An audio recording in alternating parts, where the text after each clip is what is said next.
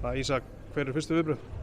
Bara gríðarlega svekkjandi, leiðilegt að klára árið svona. Þetta var akkurat leikurinn sem Union Berlin vildi.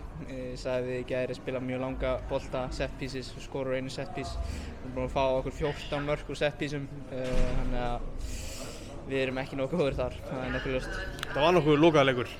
Já, mjög lokaður og það var bara akkurat sem þeir vildu. Við höfum skorað fyrsta marki í fyrri hálfleik, við sköpuðum okkur slattaða færum þar, ekki nóg í seinni hálfleik, en þá var þetta kannski að opnast aðeins meira. Þetta var bara akkurat það sem þeir vildu. 1-0 sigur að skora úr set piece, þannig að já.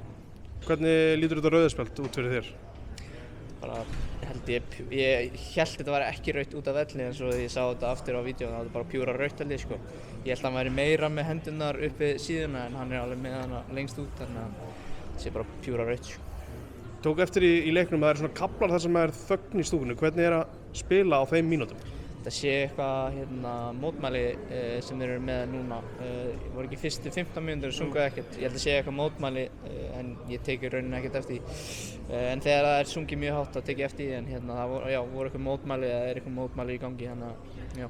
Tókst allan leikinn, ertu sáttur við eigin frammistöðu? Mér finnst ég bara mjög solid í þessu leik, hljóp úr með lungun og reyndi að búa eitthvað til, náði að skapa nokkuð færi í fyrri hálfleik og var bara nokkuð safe á boltanum. Var aðeins ofar í dag, þannig að bara, ég raun alveg saman við töpuðu leiknum. Bara gengið hjá liðinu, þetta er búið að vera brekka. Hvernig er að fara í frí með eftir hennar kafla? Það er örugglega bæði gott og slæmt. Núna getum við bara svona núllstilt okkur. Við erum ennþá bara í 11. sæti, þetta er pakki mörg lið með 16 stig og svo erum við lið með 11 stig niðri. Þannig að þetta er ekkert það slæmt, við erum náttúrulega lið sem komum upp.